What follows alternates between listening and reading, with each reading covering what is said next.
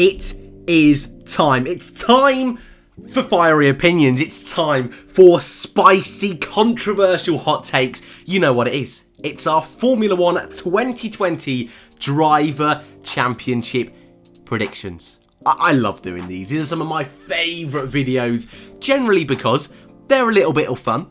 They cause a little bit of controversy, but just the fact that they're a complete stab in the dark is brilliant.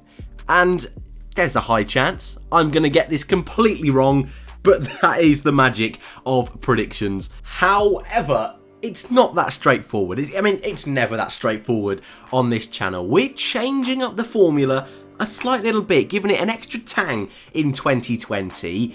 First of all, I'm going to do my driver predictions. I'm going to do them in groups of 5. So you'll see the bottom 5, then the next 2 sets of 5, and then the top 5. Try and speed things up a little bit. We don't need to be here all day. But I also thought what I would really like is to hear more of your opinions this year. So what I have done is created the F1/E Reviews Motorsport Council, a really cracking bunch of lads. And what we have done is I've obviously got my predictions, and I've got all of the lads in the group to do their predictions, their full 20 drivers list. And what we have now done from all of that data is get an average table. So you'll see my opinions, obviously the best opinions, of course, but you will also see an average table, and at the end of the year, we can see who's closest. And over the course of the year, for those of you that have subscribed to the channel and really give your feedback, I'll try and get a few of you to join the council as well, if that kind of makes sense. So today is a trial run, but it's also going to be a bit of fun. Enough messing, let's get in to our 2020 driver predictions. To start our list off, we are beginning with Group 1, positions P20 all the way up to P16. Here they are. Now, I don't think this is majorly controversial. I definitely think there's one name in there that a lot of people will be surprised to see. But let's just have a quick rundown one by one in why I put these drivers in these positions. Starting with Nicholas Latifi, the only rookie that is currently set to be on the 2020 grid, or at least in Melbourne anyway. We might have someone join a little bit later on, but so far, this is our rookie of the year, Nicholas Latifi. He's joining a Williams team that are definitely on a decline, and it isn't nice to see. It's really not. As much as I love to have a joke and a bit of a banter with Williams fans, it's not great, and I really do hope they can have a turnaround. And in my heart, I really feel it can't get worse than 2019. It surely can't get worse than 2019. Can they pick up points? Can Latifi pick up points? And actually, while we're talking about Latifi, I've put George Russell in P19, so we might as well talk about him as well. I think they're still going to be the worst team on the grid in 2020, which isn't necessarily an awful thing. They are definitely a team that I'll be looking at that will focus more on the 2021 revolution than the 2020 evolution, if that kind of makes sense. So Williams are a team that I feel can afford to let 2020 go, in a sense. It can't get much worse. They scored 1 point in 2019, so worst case scenario, they score 1 point less in 2020, and that's not completely out of the realms of possibility. But by sacrificing this year, that could really help them build a much better car for 2021. We do know funding is an issue, so whether they're able to let a year like this go, we're not really too sure. But it's definitely an avenue that I would kind of expect a team like Williams to take the gamble with. So I'm not expecting miracles this year. I hope they're a little bit closer, and actually their development, you compare them where they were in Melbourne at the beginning of the year to the gap to the midfield at the end of the season, it was a lot closer. So I'm hopeful for a better season, but still not so great because I put them P20 and P19. In front of the two Williams drivers, I've gone with Antonio Giovinazzi. I feel not a big surprise. I've put him quite low down the list. I think last year it was okay. His first half of the season seemed to be struggling quite a bit. Didn't score any points actually until Austria. Really struggled in those early rounds, but in the second half of the season was much, much better. Really seemed to find his feet, finally scoring points, much closer to Kimi Raikkonen, and in qualifying was often out-qualifying Kimi Raikkonen, so definitely improvements were being made. I'm just not too sure whether he's really going to hang on in 2020 with other pressures coming from lower down in Formula 2. There's 5 Ferrari young drivers in Formula 2 next year. I wonder what kind of effect that will have on Gio. And looking at where the Alfa Romeo car was at the beginning of the year and where they were at the end, it seemed to get worse, which was kind of the polar opposite of 2018, where they seemed to get better and better. But I'm not expecting a big year from that team, if that kind of makes sense. I expect that midfield actually this year to be much, much closer, but I feel Alfa Romeo could be a team that misses out. In front of Gio, I've gone with Lance Stroll. I don't think I'll be upsetting too many people by putting Lance that far down. 2019, he was okay. Definitely helped out by that P4 finish in Germany. But apart from that, it was a pretty under-the-radar season. Was definitely the worst of the 2 drivers at Racing Point. And I think actually that Racing Point car could be quite good this season. We saw last year, at the beginning of the year, the car wasn't great at all, really. It was more of an evolution from the year previous's car. But when they brought in that Spec B car, it's our first real chance to see that investment in the flesh. That partnership Lawrence Stroll and his consortium brought to the team, it was our first chance to see their effect. And actually in the second half of the year, especially on Sergio Perez's side of the garage, that car looked very, very cheeky indeed. And I expect that to continue this season. So I think the car will be good. I'm just not too sure about Lance Stroll. And our final driver in Group 1, and it's the driver I really do feel like I've mugged off the most. And I've tried to do a bit of moving, a bit of shaking throughout my list, but I can't seem to put him any higher. And I really do feel bad for it. It's Danny Kvyat. He came back last year after a year out of Formula 1. And I wasn't too sure how he was going to perform. But straight away, I think he put the doubters straight in the bin. Was performing fantastically in the first half of 2019. I think got 2 or 3 overtakes on Overtake of the Year, which I think is a pretty cool statistic to have. But also that podium in Germany, multiple points finishes. And I think a lot of people were surprised he wasn't recalled up to Red Bull when they demoted Gasly. But it's really that second half of the season that I'm kind of going off for this prediction, because as soon as Gasly came back, Kvyat kind of went into his shell a little bit and performances weren't quite as good, and Gasly was the better of the two. Again, a little bit like Alfa Romeo, I don't think AlphaTauri will be brilliant in 2020, and I kind of see them falling backwards a little bit near the lower end of the midfield. So, although it seems harsh, P16, when I look at the drivers I've put in front of Danny, makes sense to me. But I definitely feel this is the driver, out of all of my predictions, will be the one that just proves me totally wrong at the end of the year. Because honestly, anyone from Danny Kvyat, probably all the way up to P8, can be just completely swapped in those positions. And I really do think we're going to have a brilliant year of the midfield. That being said, let's move on to Group 2, P11 through to P15. There you go. That is what I have gone with. Yep, certainly a few more surprises on the list there. I'm sure you are all aware that Grosjean was definitely not going to be beaten by Kevin Magnussen in 2020. I'll explain that in a moment, but let's start with Kevin. P15, I think both Haas drivers last year really did struggle because of the dog of a car that was 2019's car. It wasn't great. This season, I'm expecting them to have a better car.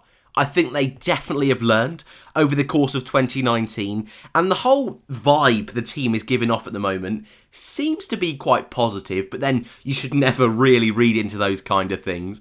I'm also looking forward to the reverting of livery. I really enjoyed the black and gold, but I think Haas are ready to just take things back into their own hands and prove themselves once again like they did in 2018. I don't think they'll be as good as they were in 2018. And actually, Kevin, I find Kevin a really fascinating case study in Formula 1 because his first year with Haas wasn't great, really wasn't great, and there were some dangerous moves he was making.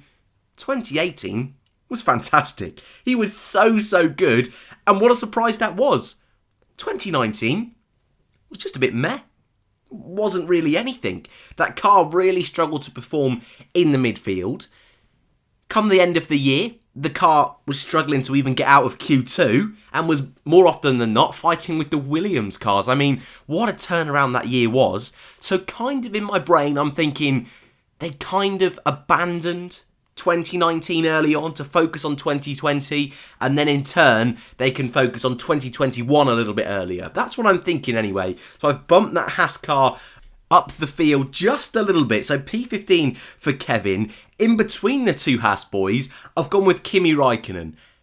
I think Kimi, bless him, is going to be under the spotlight this year, which is the exact reason why he moved to Alfa Romeo, to get out of the spotlight, because I think there'll be plenty of talk. Will this be his last year in Formula 1? So it kind of wouldn't surprise me that he just either announces his retirement really early on in the year or announces a contract extension really early on in the year, just to get all that speculation out the way. Will it affect Kimi's driving? Probably not. Probably not, but all that off-track stuff, I think we all know. He's not a fan of the media in Formula 1. P14, I think it's quite respectable in a car which, again, a little bit like I said with Gio, I don't think's really going to be able to empower itself near the front of that midfield in 2020. And I still do believe Raikkonen will be that team leader, will be the better of the two in Alfa Romeo. So P14, a little bit like with Danny Kvyat, I really struggled to see him getting in front of most of the guys that I've put in front of him, bar one exception, which is P13, Romain Grosjean. Now, predictions are supposed to be a bit of fun, ladies and gents. Predictions are supposed to be a bit of fun. I want to throw that out there and really try and just cover over this hole that I am digging for myself. But I thought in my head before these predictions, well, I did a little list, my first draft. And I thought, well, I've got Grosjean a bit far down. How do we change that? How do we really prove to the people that Grosjean will not be in the bottom 5? And there it was, staring me right in the face. A Grosjean podium, of course. Haas's first F1 podium. It's happening. That's my rogue prediction for this year. And by the way, if you think this is crazy, a few years ago, I predicted Carlos Sainz to win in a Renault. Yeah, this is not the strangest prediction I have ever come out with. But yeah, why not? This is going to be our fluky podium in 2020. It might be another Germany race. And let's be honest, we would all love another Germany. It might be another Brazil. And actually in Brazil in 2019, if Grosjean's car didn't break down during that second safety car, he very well could have been on the podium. So, hey, why not? That's why he's so high up.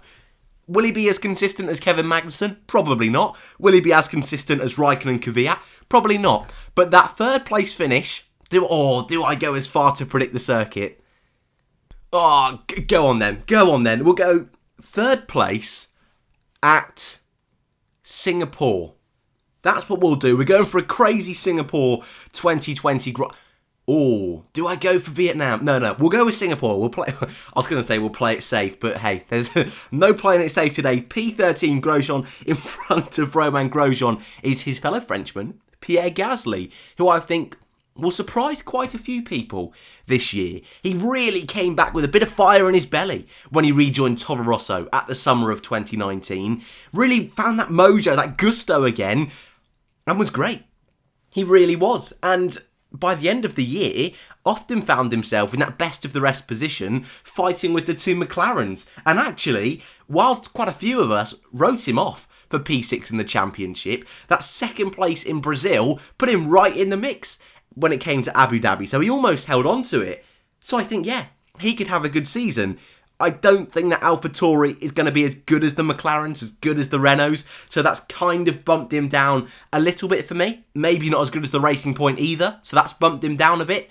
But I think Gasly could have a really strong season this year, and I think he's going to be definitely an option that a lot of teams are going to be looking at for 2021. And our final driver outside the top 10 is our other Frenchman in Formula 1, Esteban Ocon. I think he's going to be a really interesting season for Esteban Ocon and a really interesting driver to keep your eye on. Obviously, he's still kind of under Mercedes management. His management team are Mercedes, but he's not a Mercedes young driver. He's at Renault kind of on loan for 2 years. It's all a bit messy, is how I usually like to describe it.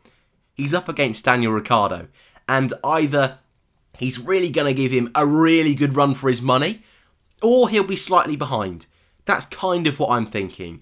And actually, I think some people put Ocon on this massive pedestal that he's the next future world champion. And I think some people really just don't think he's good at all. And I often find myself in the middle. I don't think we've seen enough of Esteban Ocon. That time in Manor up against Pascal Wehrlein was not really evidence for anything. They were in a manor. That's enough said. And against Sergio Perez, we saw some very tasty battles indeed, which did boil over. But that was a good match for Esteban Ocon. And actually, although the relationship wasn't brilliant between those two, I think that really helped him learn in Formula 1. So I'm looking forward to seeing him with Daniel Ricciardo, seeing what he can learn. And Ricciardo, who is kind of nearing the end of his Formula 1 journey. Still plenty of time to go, don't get me wrong, but he's not a young spring chicken like he once was.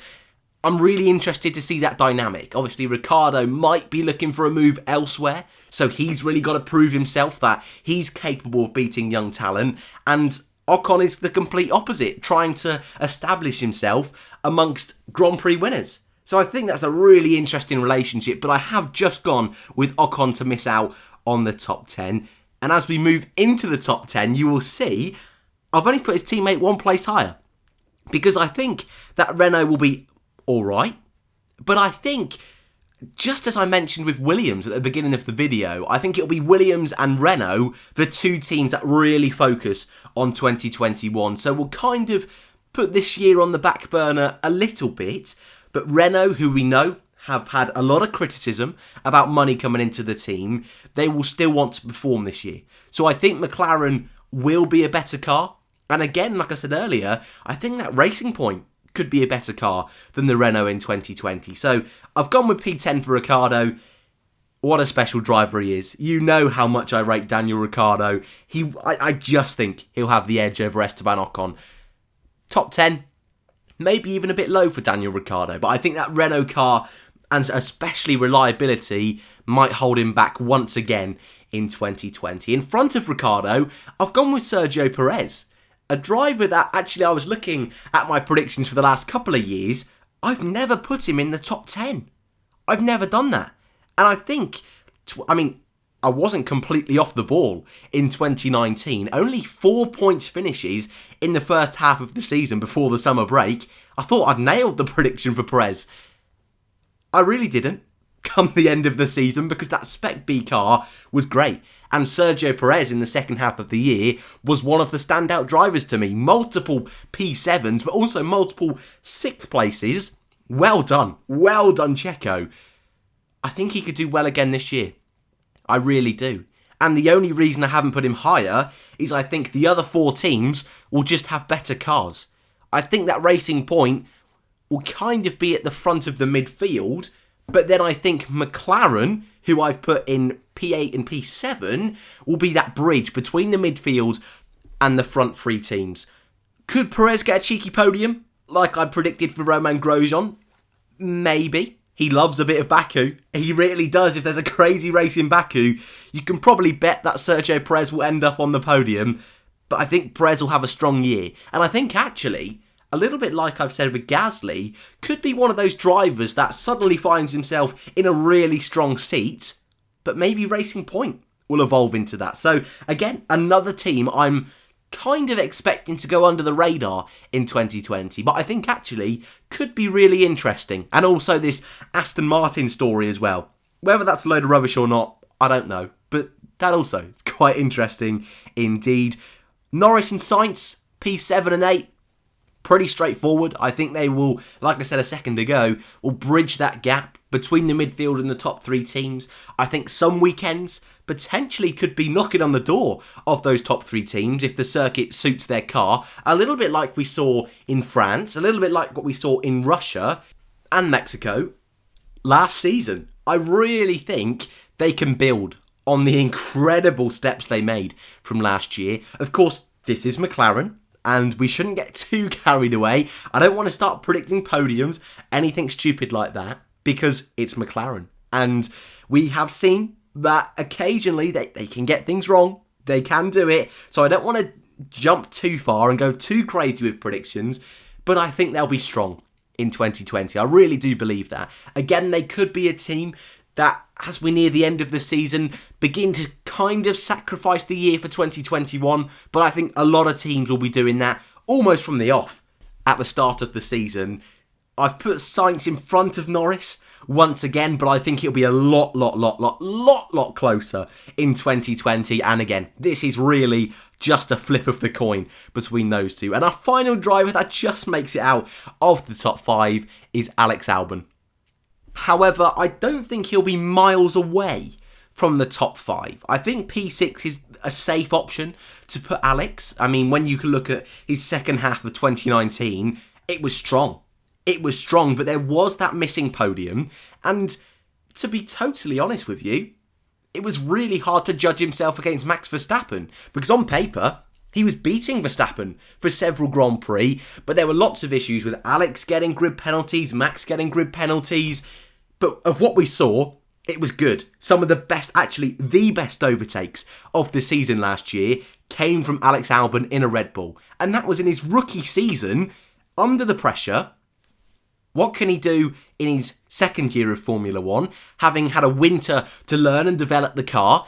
I think we'll definitely see him on the podium in 2020. I really do believe that. And I think Red Bull will have a car capable of winning the championship.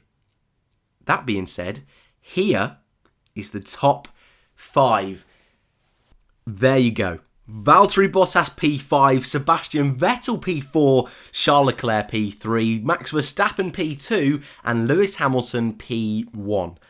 Earlier, I said to you that the driver I kind of mugged off the most was Danny Kvyat, but I think also the same could be said for Valtteri Bottas. I really do believe that, and I've often been a defender of Bottas. Last year I predicted him to be 3rd, and I got rinsed in the comments, absolutely rinsed, because a lot of you thought he was going to be chucked out at the summer break. He did better than all of us expected last season, so why have I put him so far down? I think for the final 5, I'd really have to just paint a picture of how I see the season going. And hey, this could be a bit optimistic, but I hope it's not. I think we're going to have a 3-way title fight in 2020. I think it's really going to be a juicy season of Lewis Hamilton, Max Verstappen and Charles Leclerc going for the title, with a resurgent Sebastian Vettel in the mix as well. That's how I feel about this year. And that's kind of how I've decided my top 6, because I think Mercedes have got so good at this number 1, number 2 driver role. They had that kind of experience for a couple of years, fighting off Sebastian Vettel in a Ferrari. Not super tight and super challenging, but there was a challenge there from Ferrari. I think it's going to heat up even more in 2020, and they'll not only be fighting Ferrari, but also Red Bull.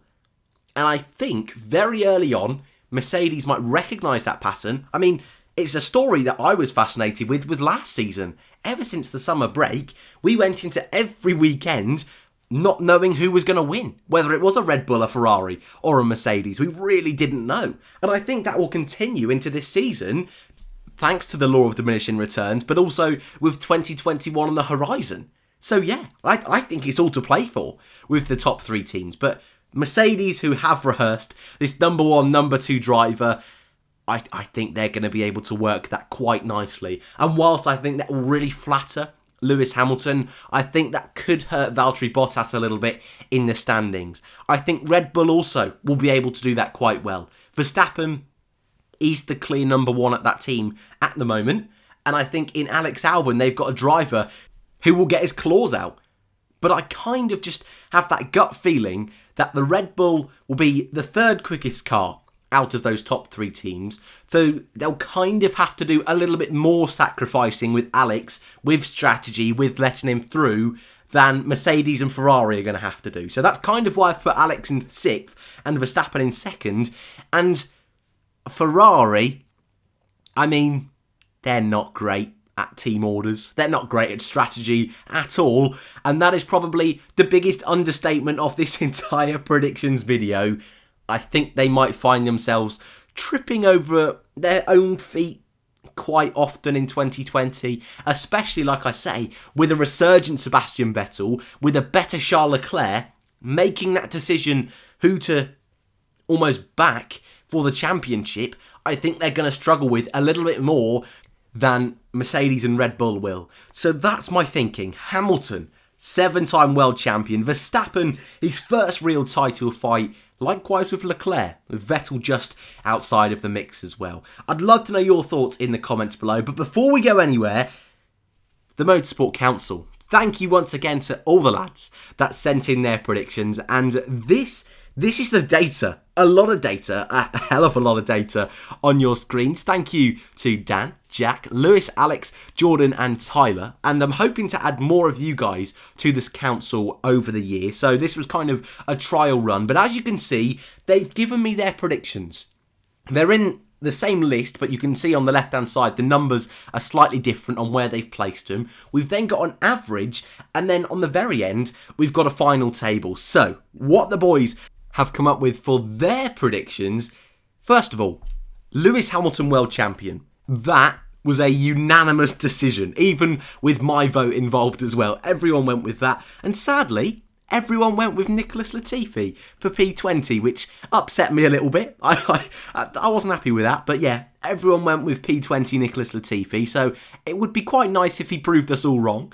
They've got Verstappen P2, Leclerc P3 like myself. But they've got Bottas and Vettel switched around. Then Albon, Sainz and Norris, exactly like myself. But then we've got the 2 Renault cars making it into the top 10. Ricciardo 9th, Ocon P10. They also expect Perez and Gasly to have good seasons, P11 and P12. They've got a Haas, like me, in P13. But they've gone with Kevin Magnussen.